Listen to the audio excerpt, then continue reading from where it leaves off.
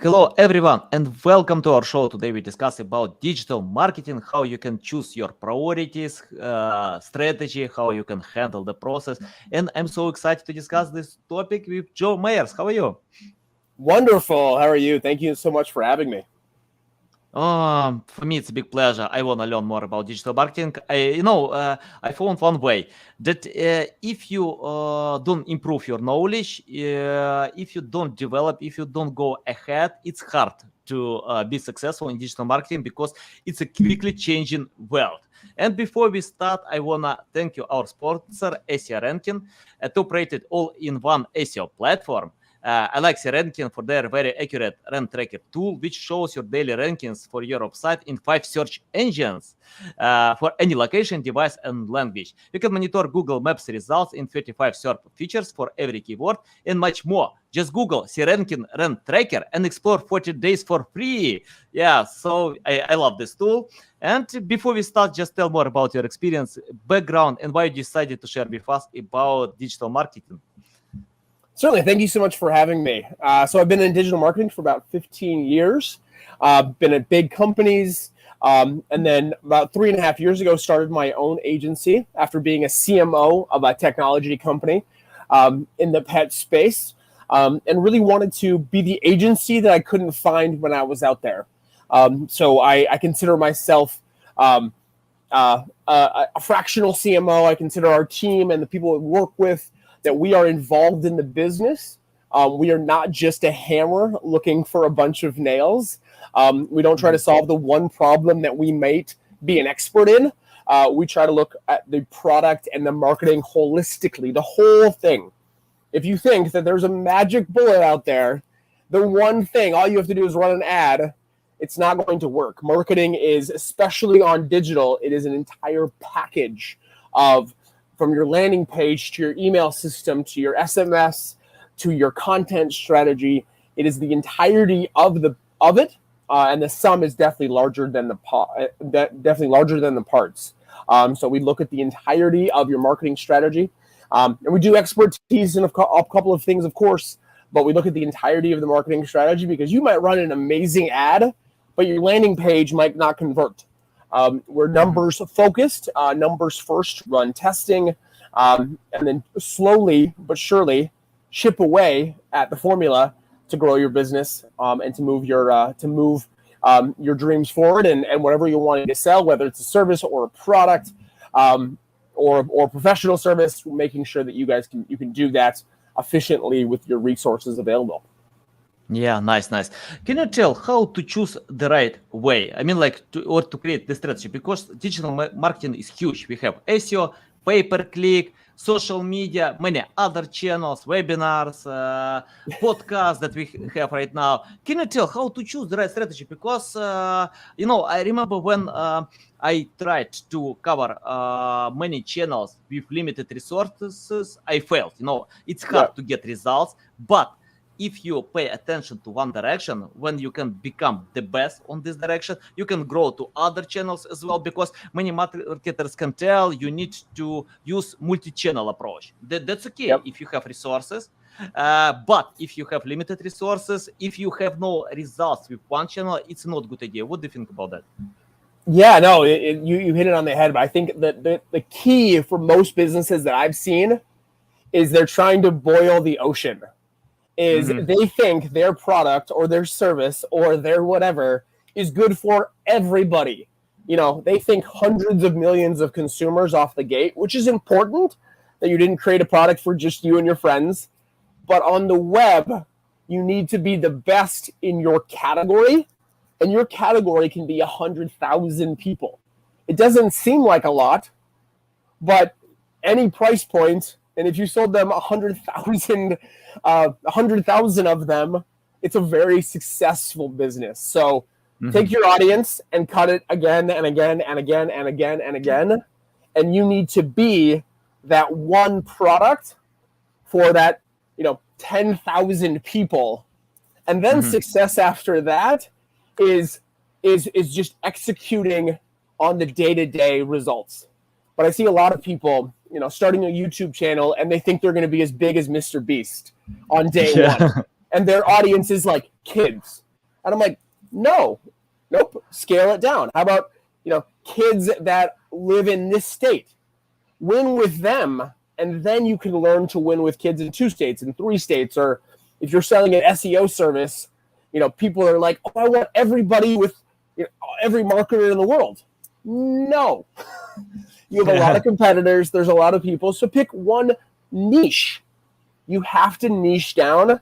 I heard this once from a very successful business person. Niche will get you rich. Like niche to rich. Like that is the biggest focus. And then that multi-channel approach will build on itself. First they might see your Facebook posting, and then they're going to Google your industry, what you're in, and then they might look at a YouTube video about you. But if you're for everybody, you're for nobody. So step 1 is take your audience, and if it's more than 100,000 and you're a startup, get it to 100,000.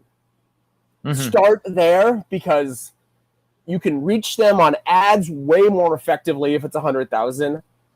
Getting an email is now, it makes sense because now you're building to 100,000.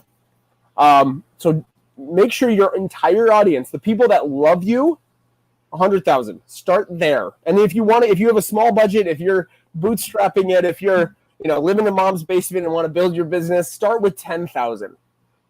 That's an amazing number. Like if you had a retail store and 10,000 people visited it, oh my gosh, it would be one of the most successful retail stores ever. Like it'd be incredible. 10,000 people visiting your store. And we think on the web, because we can reach everybody, we should. And there are micro companies that have 100,000 customers. It's like the scale of that. You can do that on the web. But if you don't know those 100,000 people, it's game over from the start. If you think your audience is 10 million people, maybe like that's your 5-year plan, 10-year plan, when you can hire a team and you can reach them and you can micro niche for all of them. But take your audience, cut it in half, cut it in half, cut it in half, cut it in half again, and then win with them. And the rest is just offering them value first. And you have their attention, the sales and the marketing and the stuff will come. But provide value first for that small audience. If you provide 100,000 people value, your business will have no problem being successful. Nice. Love it. I know one interesting quote in marketing. If you are trying to achieve anyone, you can't achieve anyone. Because we need to focus and pay attention to our buying persona. Can you tell more about buying persona? How to find your buyers, how to filter out, because for example, I usually get a lot of spam messages. I have great products, I want to propose guest posting, 100 messages a day. My spam inbox loves these messages. They go directly to this place. Can you tell how to find the right buying persona? Because, for example, if I get the right message, I'm interested. But when I get this spam, it's not my direction. Can you tell more about that? Certainly, buyer persona, I think, is the number one place to start. And you want to know everything about that person, where they live, their age, their income, but also like other products they buy, other services they buy, understanding that. And I consider a buyer persona the ideal micro of that 100,000, that ideal micro audience that I can just take on this very simple journey of like, you have a problem, I have a solution, and I'll make it nice and easy for you. So once you are selecting a buyer personas, let's say you're a new company, we'll start it super easy. Buyer personas are going to be the natural people who are already searching for your product. They're already in the market for your product. You're not trying to convince them. And then you take them down at like life stage. Think about this of like, the day before you are proposed to somebody, you're in a different buyer persona. And right after that day you propose, so in marriage perspective, that day, now you're in the marriage persona. And so it's based on their activity. So let's say it's an SEO company, SEO ranking. I'll just take them as an example. Never seen them before, never worked with them before, but let's say you're that company. Okay. So people who are needing this service, so people maybe that just registered a business, that could be a buyer persona. People who have used a competitive service that priced out of it. Okay. This other SEO company just got too expensive. So now you have two buyer personas. You have new business owners, and you have people who it was too expensive to use any of the other companies. And then you have people who are like wanting to get quick results. So now those are your three buyer personas. And then you use paid ads to target them. So your ad to one person is not, was this company more expensive? Because they don't care about if it's more expensive. They just start a business. Or one company is results based. So you base it like, here are the people who want my product, and then what life stage are they at? What really drives them? What value can you specifically bring to them? Not the SEO ranking. That's not the value you're bringing. It's, my grandpa used to say this. He goes, sell the sizzle, not the steak. The steak is the service, but the value that service provides, that's what you're selling. And each buyer persona has a different value they want from it. The new business owner wants to be successful and be more efficient with the blogs they write. The one that just priced out is like, I need this service, but I can't spend this much money. And the one that wants the quick results and fast is like, I want all the results. I want the best. I want the best service out there. I don't care what it costs because I'm going to make money on the back end. And so now you have three buyer personas in that scenario, and you can customize your messaging for each of them through paid ads, through different YouTube things, for different podcast experiences. So now you know that somebody reaches out to you and you're like, well, none of my buyer personas care about your product. Now it's not a good fit. And now it's a way for you to categorize. And I create fun names for them just to make it easier in my head. I'm like, Billy Buyer, that's him. He would love that product. Nope, I don't have any personas that match with your product, so I'm going to pass. It's very easy to start distinguishing opportunities. And if people reach out to you with advertising things, you're like, well, my consumer is 35 plus. They're not on TikTok yet. Okay, I don't have to worry about TikTok anymore. I don't have to do everything because my buyers, I know where they're at. And then the best way to do it, if you have existing customers, is to just ask them. It's a super crazy, super simple. We have all these crazy tools of tracking and following them across the web. But I find the most value is like letting them self-select, saying like, what kind of products would you like me to market to you? I've sent that to customers before, and you think it's like you're gonna get nothing. And they respond like, oh my gosh, I love this and this and this and this and this and that and this. And you're like, oh, well, what kind of content do you want? If you're a content creator, just ask your audience, what kind of content do you guys want from me? And then they'll self-select it. And then the next time you post that content, they're more inclined to engage with it. So feel free to you can use all this data, you can use all this back end, but at the end of the day, the best way to get your persona is to just ask your audience, like, what's your age? They'll respond, give away a free thing. They'll respond. It's funny when you just ask sometimes to get those personas as well. But small audiences that are definable, you have to do that because all the back ends, you have to tell Google, you have to tell Facebook, you have to tell TikTok, you have to tell everybody who you want.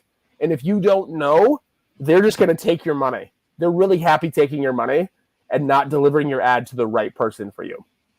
Love it. You mentioned about Mr. Beast. I remember when I read history of Mr. Beast, he posted videos for over an year, like year and a half, and got only first 1,000 subscribers. Today, he has 100 million subscribers. Can you tell about patience? I see when marketers give up, they want to get quick results. They want to get quick wins. Today, it's hard because online competition is huge. and I don't know how to get quick results. If you are not Elon Musk, of course. Can you tell from your experience how to estimate how long does it take any marketing campaigns?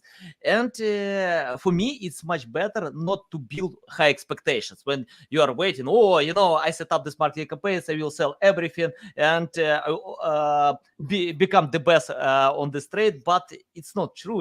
It's hard. You can do it, but it takes time. Can you tell more about patience and how to estimate this deadline? Certainly, I think realistic expectations is super important in all aspects, but especially in business. And I love the Mr. Beast story as well. Yeah. He was a college dropout, living with his parents, and just had passion for that. So I'll talk about like two different, like entrepreneurial patience is huge, and that has to be driven by passion. If you don't love what you do or what you are doing, the year and a half, 2 years long that it's going to take you to be an expert in that is going to be gruesome. I've seen people be like, oh, I want to be a content creator. And after 6 months, no traction, they give up. They're just like, well, you have 100,000. You have 200,000 competitors every day that have passion for this. So number one, as an entrepreneur, you have to have passion to have patience. Yeah. So passion first and then patience. From a small business owner, let's say you're trying to sell a service, or I'm a digital marketer, so I'm trying to sell my services. And so for me, patience comes with finding small wins along the process. So even in the Mr. Beast example, he would get incrementally better every day.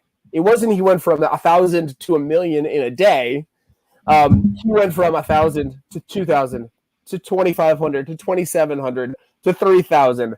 So it really embrace those wins, and that will help your longevity for your patience. So passion, you have to embrace the wins. Like if one person watches your TikTok video and 0 people watched it yesterday, embrace that. Don't compare yourself against the other TikToker or the other teenager who just got 100,000 views. That's not your story. That's not your journey. There were bigger YouTubers when Mr. Beast was coming up. I mean, they're bigger, still were, maybe not anymore. He's kind of dominated that platform now. But there are still bigger ones while he was going up. And he had so much passion and so much patience that he didn't really care. He kind of just outworked them.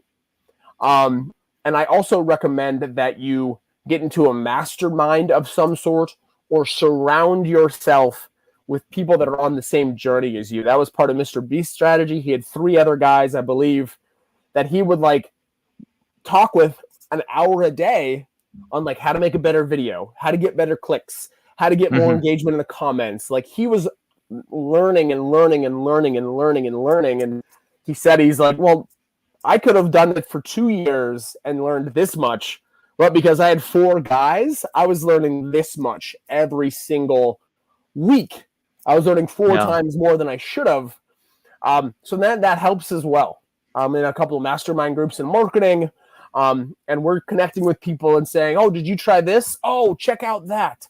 And sometimes, especially in the back end of all platforms, if you're new to them, they're designed to be confusing. Because they want your help and they want to give more options. But that one click, you could click one little button and that could be a difference maker in a campaign. And if you don't know that, you could waste 6 months and then somebody tells you hey, make sure you click on auto optimization. You're like, oh no. Or in some platform, don't click on auto optimization because it'll mess it up. So, the patience and the passion, celebrating those little wins and getting into a mastermind, and then that sky is the future, because every day there's a little win. If you're waiting to be happy over there, you'll never be happy, ever. Because once you arrive there, then you'll look next, and then you'll look next, and then you'll look next, and then you'll be, bummed, even though all your dreams were succeeded. Yeah, exactly. It's the same. I like to share examples. For example, if you play soccer or basketball or tennis, you Yeah. don't wait when someone will pay money for your hobby. Yeah. Your job is hobby. Marketing campaigns are hobby. If you love what you do, you can't give up because you love it. You don't care about views, likes, comments, clicks, anything, because you can go ahead step by step, improve experience, be a little bit better every single day. Sometimes you can feel it. That's okay, but you can improve day by day. Yeah, love it. Can you tell about choosing between paid marketing and organic reach? Because we shared a lot how to get to be patient, to learn your customer persona. But sometimes we have two directions: paid marketing when we have budget, organic reach, that's okay. Even if you have budget, you can hire specialists with that. Can you tell about choosing the right direction? Certainly, yeah. So I think they play together well. And Google will not say this publicly, but I've been meeting with Google for many years now, my time at Target corporate here in the States, is that your site traffic affects your organic ranking. So if you pay for site traffic, guess what? You have now more organic ranking. So they work hand in hand. And it's sort of like the tree analogy. If it falls in the forest, if you have zero site traffic, you don't really have organic reach. So there's a balance there. And so I think that one of the most difficult things nowadays is content creators that are not social first. Social is now becoming the new organic ranking of content creation. Before, like bloggers, if you're starting off with a brand new blog, or you want your company to start off with a brand new blog, it's always a strategy. People are going to read this really long blog about my company and then buy it. That requires traffic. And so I think for me, I consider organic the roots of the tree. You could have these incredible roots underneath this tree, but the tree could be 2 inches tall. And so if you have, there's companies that I know that have almost zero, organic, like blog, long tail content ranking. But if you Google their product category, they come up first every time because they have this giant paid tree. You look them up. Oh yeah, I'm going to check out this product. Amazon is a really good example of that. How many blogs on Amazon have you read? Amazon.com. Who's read a blog on Amazon.com? Product centric, right? None. They took their product listing pages and made them massive because they show up in every search ranking. They are everywhere. And now the blog on a product is just the product search page.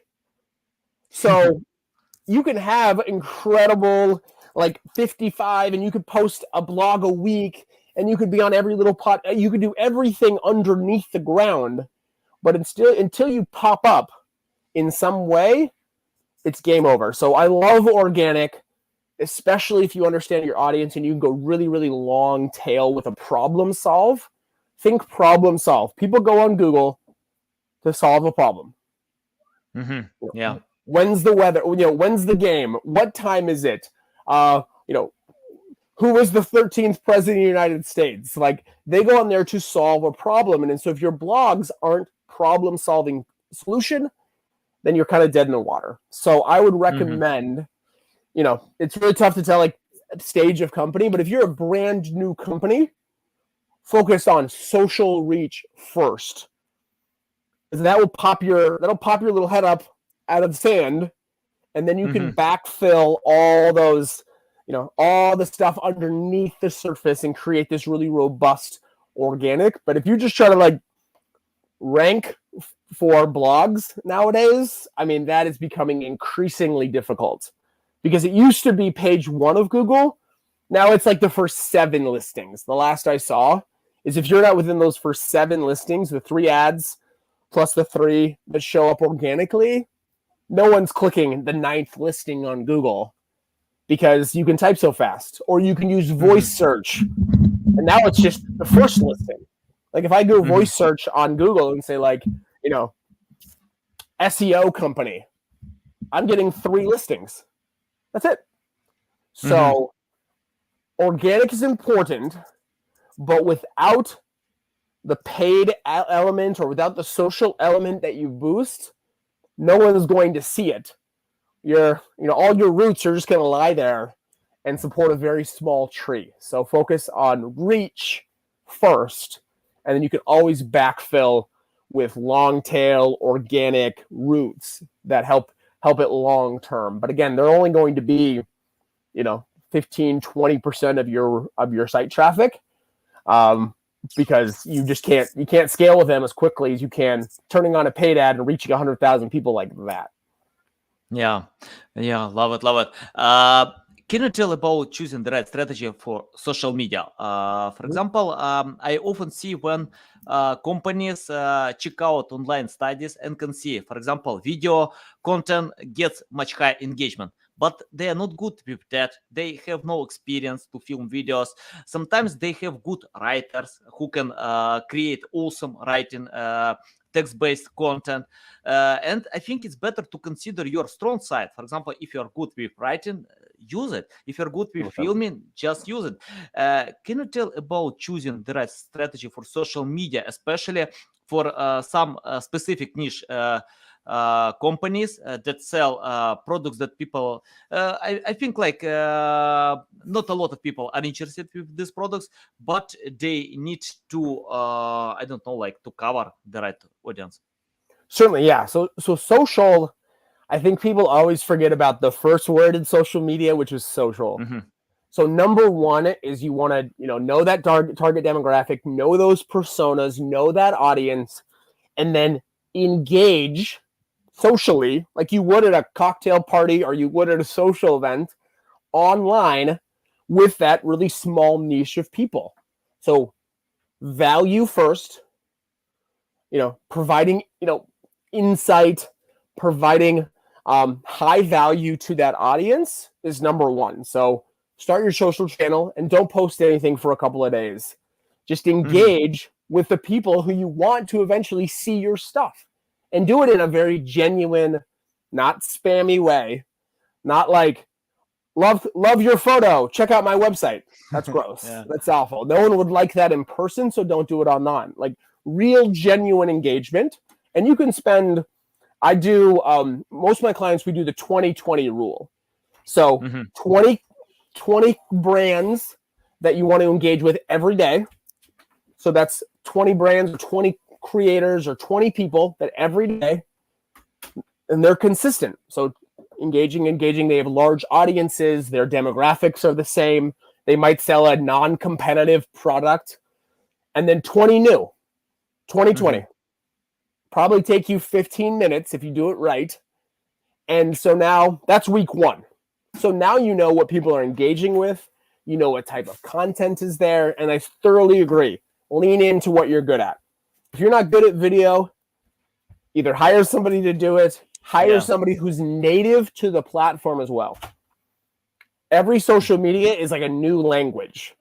You want to find somebody who's native to that language of TikTok, of YouTube Shorts, of Facebook Reels. Like you want to know that somebody is native, because if you post on there and you've never done it before, it's not going to work. It is going to be so frustrating for you. So find somebody that's native, lean in what you're good at, and engage. If you do that for a week, engage for a week, and then write content and keep engaging.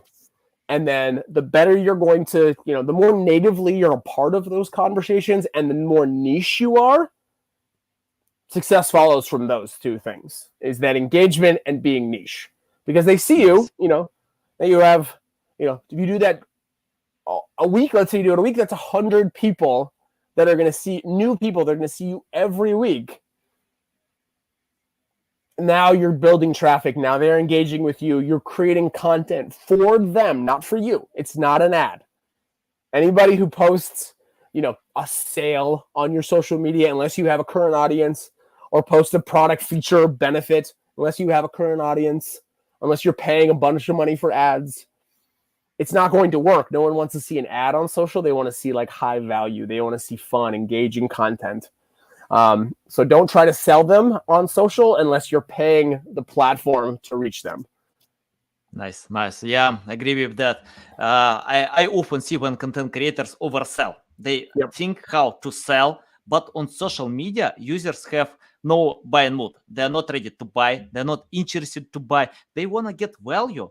So the main goal to share value. You can combine to submit call to action, to combine with your products, but think more about sharing value, helping and supporting others. So exactly. How your product or service can like value them is not selling them. That's informing them. And then they can make that buying decision on their own. Very simple. You don't have to tell them you had a problem. I solve it better than anybody else. Buy it. That shouldn't be the case. You eventually want to in other forms, like email is a really good way to sell, paid ads, Google ads. Those are places you can just sell. People are in the buying mood there.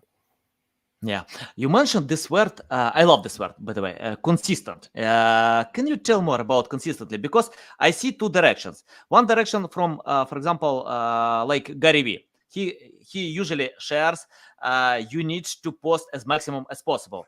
Don't care about quality, think more about quantity, because when you post quantity, you can improve quality. How you can create awesome high quality content if you have no experience with creating any content? It's like I remember one interesting tip from one great YouTuber, and he told you need to film 100 bad videos. Just film 100 bad videos, because you can improve your quality step by step. You can many content creators give up because they can't create high quality content from the first attempt.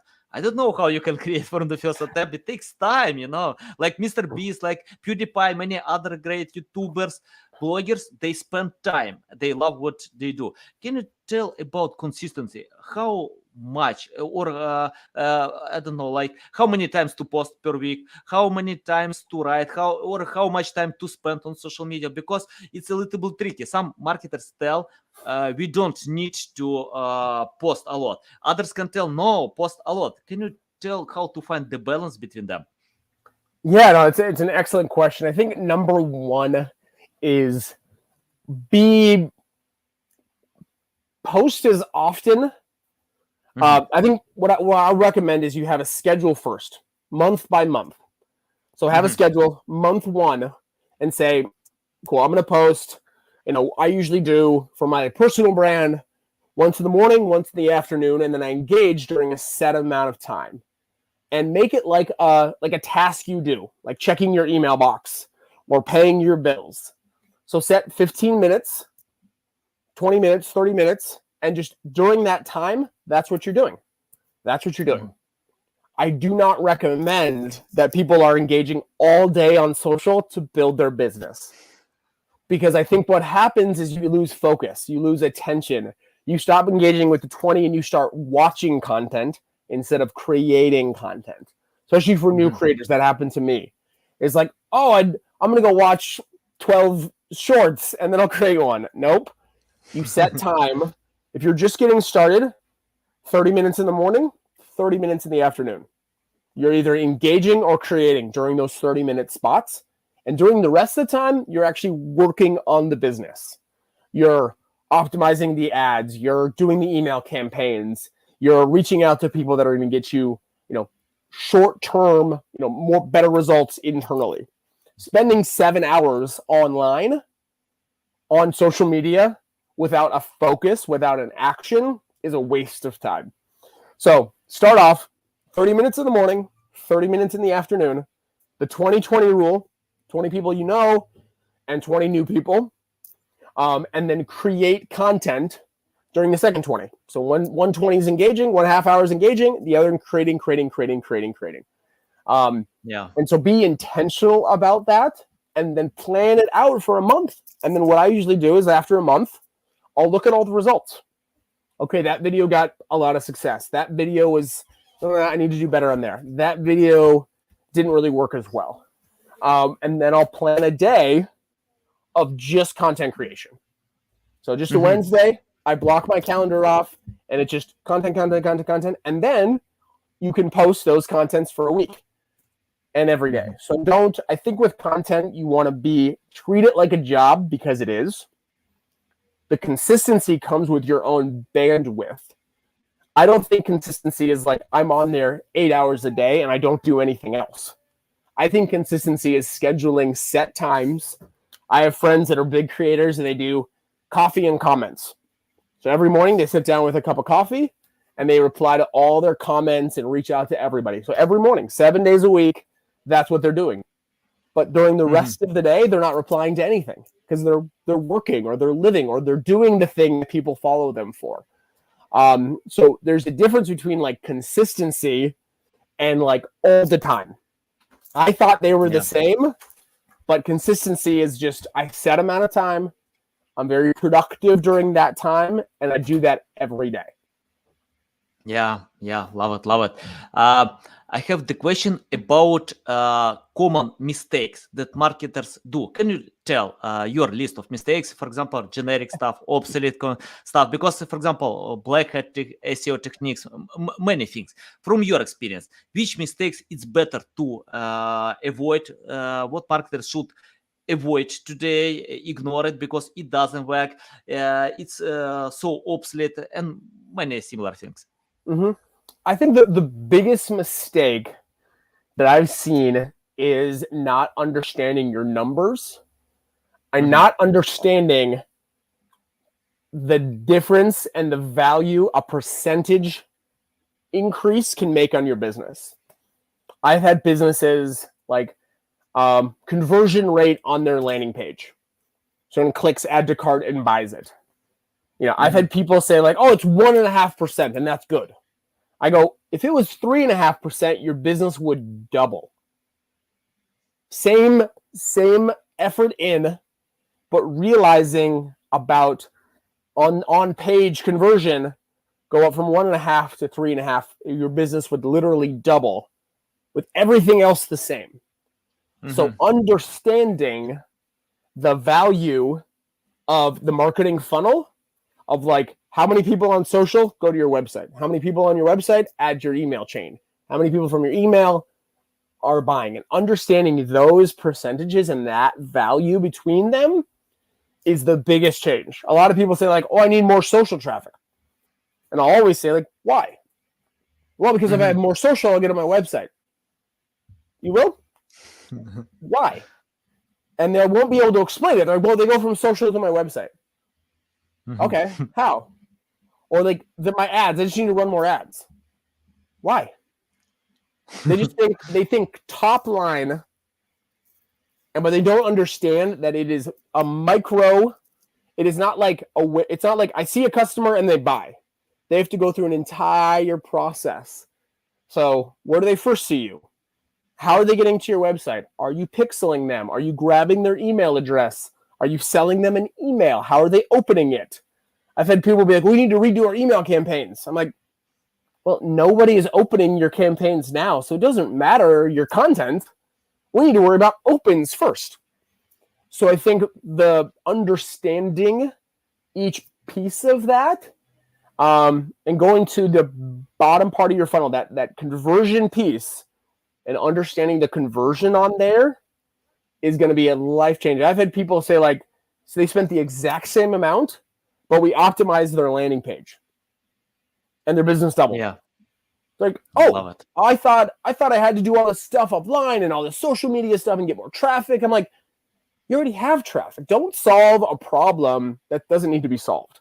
And the only way to do that in social is to understand your data, understand your numbers, and realize those differences, those 1% differences make a huge impact on your business. Love it, Joe. It's a big pleasure to learn from you. You share a lot of value. Tell our audience how they can reach out to you, learn more about you, follow you. Certainly. So you can check out my agency, sharemarketing.agency. Specialize in all things work through all of these things we talked about today uniquely. We provide a full free evaluation of your marketing strategy, both back end, completely for free. So we'll look at everything and give you our recommendations and see how we can, if we can support you and if we can help you. And sometimes we'll tell clients like, hey, you don't need us. You need this. You need a video production team because that's the value you provide. Want to be as honest though. You can check me out on LinkedIn. Just Joe Meyers, JoeMeyers on LinkedIn. Okay, guys, you can find all these links in the description below. Listen us on Apple, Google, Spotify. Thanks again for your time. A big pleasure. I completely agree with you. You know, about something, if you can't help, just show other agencies, other freelancers who can do it, because jack of all trades, master of none. So you can provide all services if we are talking about high quality services. So it's better to pay attention to one direction. Okay, guys, reach out to Joe, learn from him, follow him on social media.